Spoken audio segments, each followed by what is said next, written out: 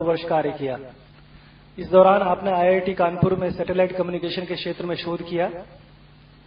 शुरू से ही देश की स्थिति से व्यथित श्री राजीव दीक्षित ने राष्ट्र निर्माण के लिए एक बड़ा कार्य करने का संकल्प किया और इसके ब्रह्मचर्य धारण किया और आपने अपनी नौकरी छोड़कर महात्मा गांधी के सिद्धांतों पर राष्ट्र के नवनिर्माण के लिए इस आजादी बचाओ आंदोलन की स्थापना की और इसका मुख्य कार्यालय महात्मा गांधी आश्रम सेवाग्राम वर्धा महाराष्ट्र में ही है।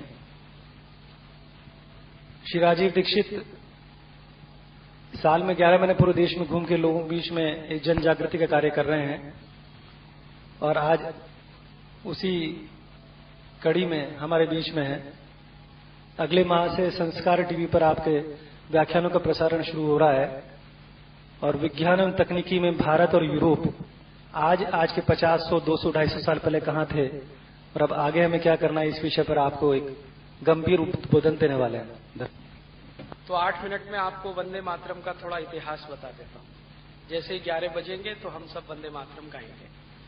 ये वंदे मातरम नाम का जो गान है, जिसको हम भारत में राष्ट्रीय गान के रूप में जानते हैं, ये 7 नवंबर 1875 को लिखा भारत के एक बहुत महान व्यक्ति जिनका नाम था श्री बंकिम चंद्र चटर्जी। बंकिम चंद्र चटर्जी बहुत क्रांतिकारी भारत के जो नागरिक थे उनमें उनकी गिनती होती है। जैसे आधुनिक युग में भगत सिंह का नाम, ऊधम सिंह, चंद्रशेखर, अशफाक उल्लाह, ऐसे ही 1870 के आसपास वो बहुत काम करते थे बंगाल में। अंग्रेजी ईस्ट इंडिया कंपनी के विरोध में बहुत बड़ा आंदोलन शुरू हुआ था। उस आंदोलन में साधु, संत, साधारण नागरिक सब लोग शामिल थे और उस आंदोलन का एक ही लक्ष्य था कि ईस्ट इंडिया कंपनी को भारत से हटाना। उस कंपनी के खिलाफ जो अभियान चला, इस अभियान में अनेक समय पर बहुत सारी दुर्घटनाएं हुई। उनमें से एक दुर्घटना ये थी कि एक बार कलकत्ता में एक बहुत बड़ा जुलूस प्रदर्शन हो रहा था। अंग्रेजी ईस्ट इंडिया कंपनी के जो पुलिस अधिकारी होते हैं, उन्होंने भयंकर लाठीचार्ज किया और इतना लाठियों से पीटा कि कई क्रांतिवीरों की उसमें मृत्यु हुई। उस समय इनको बहुत चोट लगी, बंकिम चंद्र चटर्जी को, क्योंकि वो भी उसमें शामिल थे। उस चोट ने इतना गहरा घाव किया उनके मन पर कि उन्होंने आजीवन अंग्रेजों के खिलाफ लड़ने का संकल्प कर लिया। फिर बाद में उन्होंने एक उपन्यास लिखा, एक पुस्तक लिखी जिसका नाम आनंद मठ। ये आनंद मठ पुस्तक में उन्होंने अंग्रेजों के खिलाफ बहुत कुछ लिखा। अंग्रेज कैसे भारत को लूट रहे हैं, ईस्ट इंडिया कंपनी भारत से कितना पैसा लेके जा रही है, भारत के लोगों को वो कैसे मूर्ख बना रहे हैं, ये सब बातें उसमें उन्होंने लिखी। और वो उपन्यास जब लिखा गया तो उसको अंग्रेजी सरकार ने बैन कर दिया। जिस प्रेस में छपने के लिए वो गया, उस प्रेस को अंग्रेजी सरकार ने ताला डलवा दिया कलकत्ता में। तो फिर क्या हुआ कि उस उपन्यास का जो लिखित कागज थे, पन्ने थे, वो दूसरी जगह भेजे गए थे। तो क्या हुआ, कुछ पन्ने एक जगह छपे, कुछ दूसरी जगह, कुछ तीसरी जगह, ऐसे करके पूरा वो छपा। बाद में वो बाजार में आया तो फिर अंग्रेजी सरकार ने क्या किया, उसकी जितनी भी प्रतियां थी उन सबको जला दिया। फिर दोबारा उन्होंने प्रयास किया। ऐसे करते करते लगभग 7 वर्ष में वो एक बार ठीक से निकलकर बाहर आया, 1882। और उसमें उन्होंने जो कुछ भी लिखा उसने पूरे देश में एक लहर पैदा की।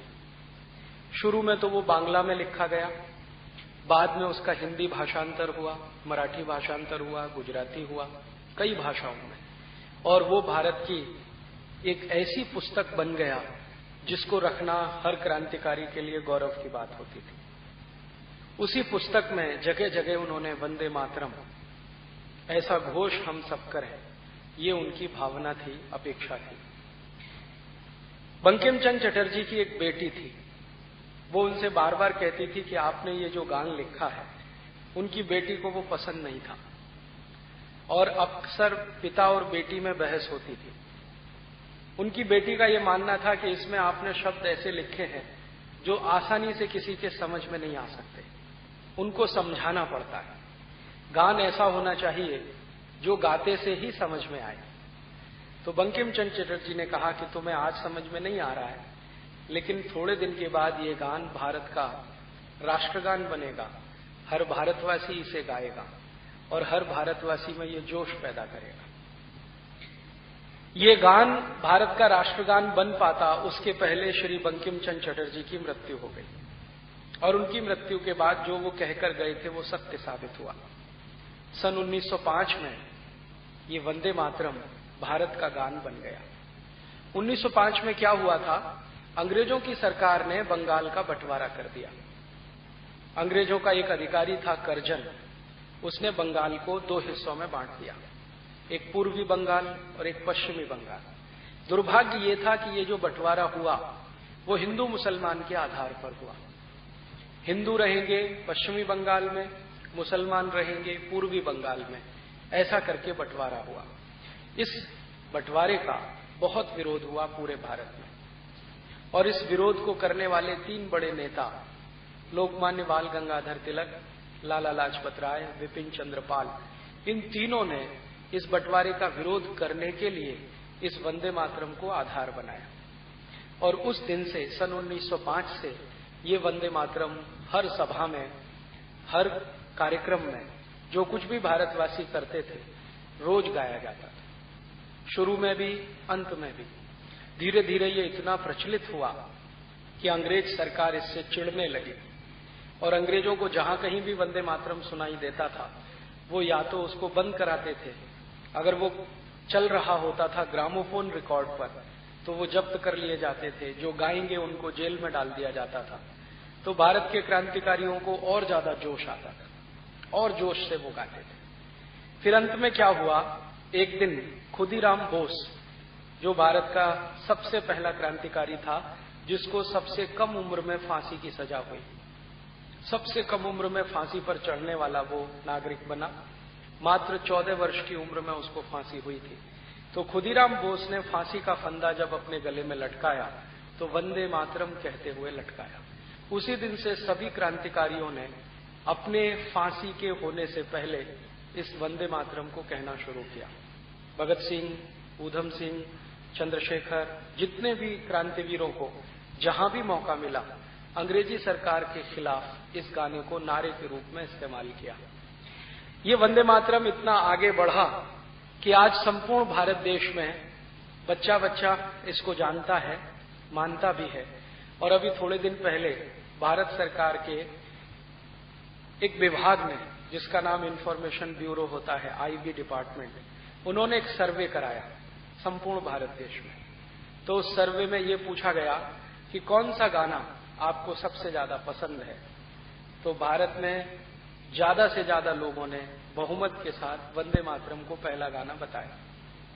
फिर उसी आईबी ने भारत के कुछ पड़ोसी देशों में सर्वे कराया जो पहले भारत के ही हिस्से थे, जैसे पाकिस्तान, बांग्लादेश।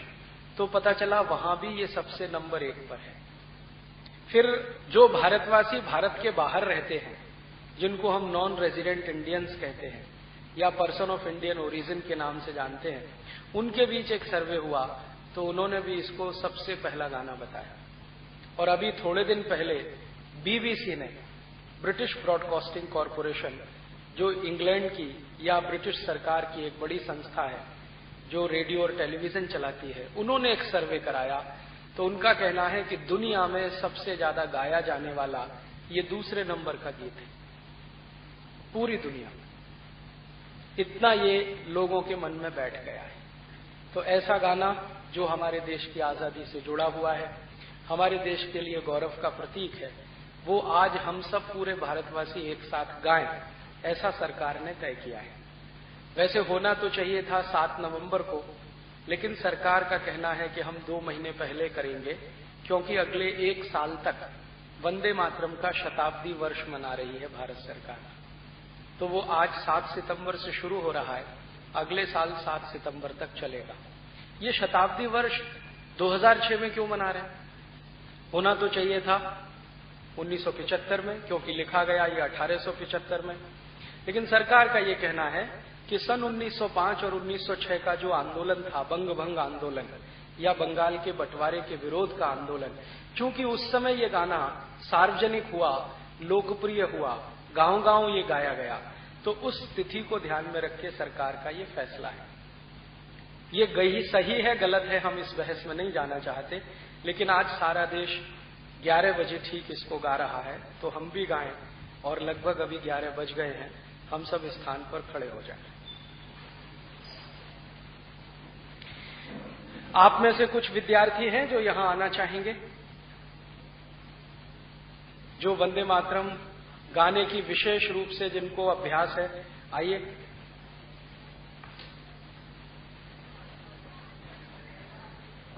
ये माइक ले लीजिए। हेलो। दूसरा माइक ये भी दे दो, ये वाला भी दे दो।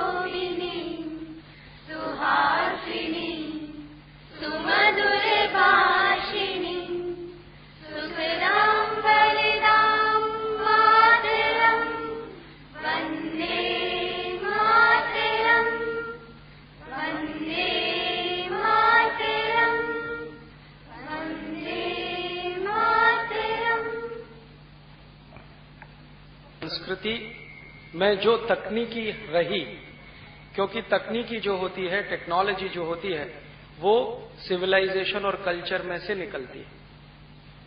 दुनिया के सभी देशों की जो तकनीकी है वो अपनी अपनी सभ्यता में से निकली है। तो भारतीय सभ्यता और संस्कृति में जो तकनीकी रही है वो क्या थी, और यूरोप की सभ्यता और संस्कृति की जो तकनीकी है वो क्या थी। इन दोनों पर बात करना आज के समय में मुझे थोड़ा जरूरी इसलिए लगता है कि हम भारतवासी जो आज की आधुनिक शिक्षा से पढ़कर निकले हैं, इनके मन में ऐसा एक भाव बैठा हुआ है कि जो भी तकनीकी है वो यूरोप और अमेरिका में ही है या वहीं से आई है, भारत में कोई तकनीकी उपलब्ध नहीं रही है। ये भाव हमारे मन में इतना गहरा है कि इससे हमारे देश के प्रधानमंत्री से लेकर और चतुर्थ क्लास कर्मचारी तक खून में घुस गया। अभी थोड़े दिन पहले मुझे बहुत दुख हुआ जब हमारे देश के प्रधानमंत्री डॉक्टर मनमोहन सिंह ने ऑक्सफोर्ड यूनिवर्सिटी में एक व्याख्यान दिया। लगभग इस बात को 1 साल होने जा रहा है। ये व्याख्यान उन्होंने दिया, संदर्भ ये था कि डॉक्टर मनमोहन सिंह को ऑक्सफोर्ड विश्वविद्यालय ने डॉक्टरेट की उपाधि दी, ऑनरेरी डॉक्टरेट। आप जानते हैं 2 तरह के डॉक्टरेट होते हैं, एक तो आप खुद करें रिसर्च पीएचडी और एक कोई यूनिवर्सिटी आपको दे। तो ऑक्सफोर्ड यूनिवर्सिटी ने डॉक्टर मनमोहन सिंह को ऑनरेरी डॉक्टरेट दिया। उसका एक बहुत बड़ा फंक्शन हुआ लंदन में, ऑक्सफोर्ड यूनिवर्सिटी कैंपस में। उस फंक्शन में डॉक्टर मनमोहन सिंह गए थे डिग्री लेने के लिए, और अंग्रेजी सरकार के सभी मंत्री, प्रधानमंत्री और उनकी जो राष्ट्रपति है ना, रानी मानी जाती है, वो सब मंच पर बैठे हुए थे। इंग्लैंड में एक परंपरा है कि जिस कार्यक्रम में रानी आती है, क्वीन, उसका स्थान हमेशा ऊंचा रहता है और बाकी सभी मंत्री, प्रधानमंत्री थोड़ा नीचे रहते हैं। तो उसका जो पोडियम होता है वो थोड़ा ऊंचा होता है। तो उस दिन ऐसा ही हुआ, रानी तो बहुत ऊंचे बैठी थी, बाकी सभी मंत्री थे, उनके साथ हमारे प्रधानमंत्री भी बैठे हुए थे। तो जब डिग्री देने का कार्यक्रम हुआ तो मनमोहन सिंह को बुलाया गया, उन्होंने डिग्री लिया और रानी के चरणों में प्रणाम किया। ये देखकर मुझे बहुत धक्का लगा, बहुत ही ज्यादा लगा। धक्का क्यों लगा? एक तो सबसे बड़ा धक्का ये लगा कि वो भारत के प्रधानमंत्री हैं अगर खाली डॉक्टर मनमोहन सिंह होते किसी स्कूल कॉलेज के प्रोफेसर, तो धक्का लगने की बात नहीं है कि वो इंडिविजुअल कैपेसिटी में इंग्लैंड की रानी के सामने झुक रहे हैं, कोई परेशानी नहीं। उनके प्रति अपना भाव व्यक्त करना है, उसमें हमें कोई आपत्ति नहीं। लेकिन भारत के प्रधानमंत्री की हैसियत से वो वहां गए थे और उन्होंने जिस तरह से झुककर प्रणाम किया, बीबीसी पर मैंने देखा, मुझे बहुत दुख हुआ। दूसरा दुख उससे भी ज्यादा ये हुआ कि उन्होंने 40 मिनट का एक भाषण दिया और उस भाषण में उन्होंने कहा कि हम अंग्रेजों के बहुत आभारी हैं जो वो भारत में आए। यहीं से उनकी शुरुआत हुई। हम अंग्रेजों के बहुत आभारी हैं जो वो भारत में आए। अगर अंग्रेज भारत में नहीं आते तो भारत कुछ भी नहीं होता। फिर आगे उन्होंने बोला कि हम अंग्रेजों के बहुत आभारी हैं कि उन्होंने भारत में आकर विज्ञान और तकनीकी हमको दिया। हम अंग्रेजों के बहुत आभारी हैं कि उन्होंने भारत को अंग्रेजी भाषा सिखाई। हम अंग्रेजों के बहुत आभारी हैं जो उन्होंने भारत में आकर न्याय पद्धति दी, जुडिशियल सिस्टम। हम अंग्रेजों के बहुत आभारी हैं कि अंग्रेजों ने भारतवासियों को सिविल एडमिनिस्ट्रेशन सिखाया। सिविल एडमिनिस्ट्रेशन माने ये जो प्रशासन है पूरा का पूरा, पुलिस होती है, एसएसपी होते हैं, IG, DIG, deputy collector, DM वगैरह वगैरह, ये सब सिविल एडमिनिस्ट्रेशन। तो वो कह रहे थे कि हम बहुत आभारी हैं कि उन्होंने भारत को सिविल एडमिनिस्ट्रेशन सिखाया और हम अंग्रेजों के बहुत आभारी हैं जो वो 200 साल भारत में रहे और कुछ ना कुछ हमारे लिए करते रहे। फिर आगे वो बोलने लगे कि अंग्रेजों ने भारत को रेल दिया, अंग्रेजों ने भारत को पोस्ट एंड टेलीग्राफ दिया, आदि आदि आदि। 40 मिनट यही गाना वो गाते रहे और मैं ध्यान से उसको सुनता रहा और पूरा मैंने उसको रिकॉर्ड किया क्योंकि ये डायरेक्ट टेलीकास्ट था बीबीसी पर। फिर उसके बाद मैंने मनमोहन सिंह को एक पत्र लिखा और वो पत्र लगभग 250 पन्ने का हो गया।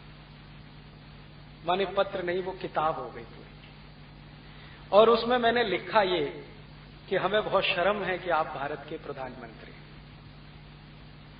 यह से ही मैंने शुरुआत की। पहला वाक्य ये कि हमें बहुत शर्म है कि आप भारत के प्रधानमंत्री हैं जो आजादी मिलने के 59 साल के बाद भी अपनी मानसिक गुलामी को दूर नहीं कर पाए। हमें बहुत शर्म है कि आपने अंग्रेजों की रानी के सामने साष्टांग दंडवत प्रणाम करके कागज का एक टुकड़ा लिया है जिसका कोई अर्थ नहीं है। ये जो ऑनररी डॉक्टरेट होती है ना, इसका कोई मतलब नहीं होता है। आप इसे कभी भी एनकैश नहीं करा सकते। जैसे किसी को ऑनररी डॉक्टरेट मिल जाए और आपके कॉलेज में वो कहे अब मुझे प्रोफेसर बना दो क्योंकि डॉक्टरेट मिल गई है, तो वो प्रोफेसर नहीं बन सकता। उसको प्रोफेसरशिप चाहिए तो दूसरा ही डॉक्टरेट करना पड़ता है जिसको पीएचडी कहते हैं। कोई यूनिवर्सिटी उसको मान्यता नहीं देती। बस इतना ही है कि झूठ मूठ का नाम के सामने आप डॉक्टर लगा सकते हैं, डॉक्टर मनमोहन सिंह। तो मैंने कहा कि इस झूठ मूठ के कागज के टुकड़े का कोई महत्व नहीं है, ना भारत में ना दुनिया में। ये ठीक है कि आपने अंग्रेजों की सरकार के द्वारा किए गए इस फैसले को स्वीकार किया, सच्चे भारतवासी को तो ये छोड़ देना चाहिए था। फिर मैंने उसमें एक वाक्य लिखा कि एक है आप सरदार मनमोहन सिंह और एक सरदार हुआ भगत सिंह। एक आप हैं सरदार मनमोहन सिंह और एक सरदार हुआ ऊधम सिंह। हम किसकी वंदना करें? प्रश्न चिन्ह लगा के फिर मैंने अंतिम पैराग्राफ में लिखा कि ये पत्र मैं आपको भेज रहा हूं, इसके साथ 249 पन्ने और भेज रहा हूं। पत्र तो एक ही पन्ने का है, इसमें कुछ डॉक्यूमेंट्स हैं जिनको आप ध्यान से देखें तो आपको ये पता चलेगा कि अंग्रेजों के आने के पहले भारत की शिक्षा क्या थी, तकनीकी कैसी थी, विज्ञान कैसा था, ज्ञान कितना था, व्यापार कैसा था, उद्योग कैसे चलते थे, समाज व्यवस्था कैसी थी, सिविल एडमिनिस्ट्रेशन कैसा था और अंग्रेजों के आने के पहले के भारत की तस्वीर कैसी थी। और मैंने कहा उम्मीद करता हूं कि आप इसे ध्यान से पढ़ेंगे और न सिर्फ पढ़ेंगे बल्कि अपने मंत्रिमंडल के सभी मंत्रियों के बीच में सर्कुलेट करेंगे ताकि उनके मन से ये भ्रम निकल जाए कि जो कुछ दिया भारत को वो अंग्रेजों ने दिया, भारत के पास अपना कुछ भी नहीं था। ये पत्र जब गया उसके साथ डॉक्यूमेंट्स भी गए, मोटा सा पुलिंदा। तो उनका एक पत्र आया और उनके सेक्रेटरी ने लिखा कि आपका पत्र मिला, कार्यवाही के लिए भेजा गया। अब कार्रवाई क्या उस पर? मैंने कहा था कि मंत्रिमंडल में सर्कुलेट कर दीजिए, तो शायद उन्होंने किया होगा। उसके बाद दूसरा कोई पत्र उनके यहां से नहीं आया। मैंने एक फॉलोअप लेटर लिखा कि आप या तो इन दस्तावेजों को नकारिए और या इसको स्वीकार करिए। बीच की स्थिति आपकी मैं रहने नहीं दूंगा। या तो कहिए कि ये डॉक्यूमेंट्स गलत हैं, हम इनको नहीं मानते, तो मैं सुप्रीम कोर्ट में इनको सिद्ध कर सकता हूं कि ये सही है कि गलत है, और या आप कहिए कि आपने जो भाषण दिया था ऑक्सफोर्ड में वो गलत था, और पूरे देश से माफी मांगिए कि मैंने भारत की बेइज्जती कराई ऑक्सफोर्ड में जाके। मुझे इससे भी ज्यादा दुख इस बात का हुआ कि लंदन में जब इनका ये भाषण हो गया, अगले दिन सभी अखबारों में छपा। लंदन से बहुत अखबार निकलते हैं, उनमें से एक है लंदन टाइम्स, उसने एडिटोरियल लिखा। दूसरा एक अखबार निकलता है गार्जियन, उसने भी एडिटोरियल लिखा। दोनों ने लिखा कि हमारे देश के एक नेता ने सन 1945 में भारत के बारे में कहा था कि ये भारत आजाद होने लायक देश नहीं है, और ये कहा था विंस्टन चर्चिल ने ब्रिटिश पार्लियामेंट में। उस समय बहस चल रही थी कि भारत को आजाद किया जाए कि न किया जाए। तो विंस्टन चर्चिल इस फेवर में था कि भारत को आजादी ना दी जाए, और क्लेमेंट आर एटली उस समय प्राइम मिनिस्टर था इंग्लैंड का, वो इस फेवर में था कि भारत को आजाद कर दिया जाए। तो चर्चिल ने ब्रिटिश पार्लियामेंट में भाषण दिया और कहा कि भारत आजाद होने लायक देश नहीं है, क्योंकि इस भारत देश को हम आजादी देंगे तो फिर जो लोग भारत को चलाएंगे वो सब मानसिकता में अंग्रेज हैं। शरीर से दिखने में वो भारतीय हैं, लेकिन आत्मा उनकी अंग्रेजियत वाली हो चुकी है, इसलिए ये बार बार अपने ही लोगों का अपमान कराएंगे, तो अच्छा है कि इसको गुलामी रहने दो। और ये बात गार्जियन ने लिखी, लंदन टाइम्स ने लिखी और कहा कि आज भारत के प्रधानमंत्री मनमोहन सिंह ने 1945 के विंस्टन चर्चिल के स्टेटमेंट को सत्य साबित किया है कि भारत के शासक अभी भी मानसिक रूप से गुलाम है। ये जो मानसिक गुलामी है, अपने बारे में गलत सोचने की, अपने को उल्टा मानने की, छोटा मानने की, हम कुछ भी नहीं है, हमारी काबिलियत नहीं है, हमारे अंदर इंटेलिजेंसी नहीं है, हम साइंस और टेक्नोलॉजी में बहुत पिछड़े हैं, दुनिया हमसे बहुत आगे निकल गई है, ये एक तरह की भावना है जिसको इंफीरियोरिटी कॉम्प्लेक्स कहा जाता है अंग्रेजी। ये inferiority complex doctor Manmohan Singh में है ऐसा नहीं है, हर पढ़े लिखे आज के हिंदुस्तानी में ये दिखाई देता है। मनमोहन सिंह से पहले भी कई प्रधानमंत्री इस देश में हुए हैं जिनमें ये जबरदस्त था, इंफीरियोरिटी कॉम्प्लेक्स। हमारे पहले ही प्रधानमंत्री नेहरू जी कहा करते थे कि साइंस और टेक्नोलॉजी तो सब यूरोप में है, भारत में सीखने लायक तो कुछ भी नहीं है। तो ये इंफीरियोरिटी कॉम्प्लेक्स आजादी के बाद से पंडित नेहरू के जमाने से चल के आज मनमोहन सिंह तक पहुंचा है, और मुझे बहुत तकलीफ होती है कि आजादी के 60वें साल के बाद भी हम भारत के बारे में जानते नहीं हैं कि अंग्रेजों से पहले का भारत कैसा था। आज का व्याख्यान मैं आप विद्यार्थियों के सामने इसलिए दे रहा हूं, कम से कम आपके दिमाग से ये इंफीरियोरिटी निकल जाए कि भारत अंग्रेजों के पहले बहुत गरीब, पिछड़ा हुआ और खराब देश था। मैंने जो दस्तावेज डॉक्टर मनमोहन सिंह को भेजे हैं, उन्हीं में से कुछ आपको भी बताऊंगा। दुर्भाग्य आज मेरा यह है कि यहां एलसीडी प्रोजेक्टर नहीं है, नहीं तो मैं आपको स्क्रीन पे दिखाता वो डॉक्यूमेंट्स। हमारे भारत देश के बारे में पिछले 10-15 वर्षों से मैं कुछ दस्तावेज इकट्ठे कर रहा हूं। मेरे एक बहुत बड़े गुरु हैं, उनका नाम है श्री धर्मपाल, बहुत बड़े इतिहासकार हैं, उनकी मदद से ये काम मैं कर रहा हूं। और वो मुझे बार बार ये कहते हैं कि भारत की जो नई पीढ़ी है, इसके मन से मानसिक गुलामी निकालो तो भारत अपने आप ऊपर आ जाएगा। वो ये कहते हैं कि भारत में किसी चीज की कमी नहीं है, ना तो यहां संसाधनों की कमी है, ना तो यहां ज्ञान की कमी है, ना तो यहां के लोग मेहनती नहीं है, मेहनती बहुत हैं, संसाधनों भरपूर हैं, हम कुछ भी कर सकते हैं, लेकिन आत्मविश्वास नहीं है, सेल्फ कॉन्फिडेंस नहीं। और सेल्फ कॉन्फिडेंस नहीं है, उसका कारण क्या है? वो अंग्रेजों की दी हुई मानसिक गुलामी अभी तक चल के आ रही है। मैं आपको भारत के एक वैज्ञानिक के कथन से आज का व्याख्यान शुरू करता हूं। आपको मालूम है, इस देश में एक महान वैज्ञानिक हुए, प्रोफेसर जगदीश चंद्र बोस, जिनको यूरोप ने बहुत साल के बाद नोबेल पुरस्कार के लायक माना। आप जानते हैं उनकी रिसर्च कितनी बड़ी है। उनकी रिसर्च के बारे में सारी दुनिया कहती है कि अगर प्रोफेसर बोस ने हमको ये नहीं समझाया होता तो कोई दुनिया में ये मानता नहीं था, जानता भी नहीं था कि पेड़ पौधों में भी जान होती है, ये भी हंसते और रोते हैं। इनको भी दर्द होता है, इनमें भी दया, प्रेम, करुणा और मोहब्बत होती है। ये उन्होंने सिद्ध किया था और उसके लिए ढेर सारे एक्सपेरिमेंट्स उन्होंने किए थे। उनकी इसी खोज पर वर्षों बाद यूरोप के लोगों ने और वैज्ञानिकों ने मिलकर उनको नोबेल पुरस्कार देने की बात कही थी। उन्होंने जब नोबेल पुरस्कार लिया था उसके पहले उन्होंने बहुत कुछ लिखा था अपने प्रयोगों के बारे में। उनकी लिखी हुई 2-3 पुस्तकें मुझे पढ़ने का मौका मिला है और उनके लिखे हुए लेख तो मैंने सभी पढ़े हैं बार बार। मेरे अपने फाइल में, मेरे अपने कलेक्शन में उनके सभी आर्टिकल्स हैं। तो एक जगह वो लिख रहे हैं कि मैं जब ये प्रयोग कर रहा था कि पौधों में जान होती है या नहीं, तो उन्होंने क्या किया था, अपने घर में 2 हिस्से किए थे। एक हिस्से में कुछ ऐसे पौधे रख दिए थे उन्होंने जिनको वो रोज सवेरे ही उठकर गालियां देते थे, और एक हिस्से में उन्होंने ऐसे पौधे रखे थे जिनको रोज सवेरे उठकर वो एप्रिशिएट करते थे, उनका गुणगान करते थे। कुछ पौधे एक तरफ जिनको वो बोलते थे तुम बहुत सुंदर हो, तुम्हारी बहुत काबिलियत है, तुम में बहुत सारे गुण हैं, तुम्हारे इतने इतने गुण हैं, ये मैं जानता हूं, तुम भगवान के दूत हो, ऐसी अच्छी अच्छी बातें उनके सामने बोलते थे रोज।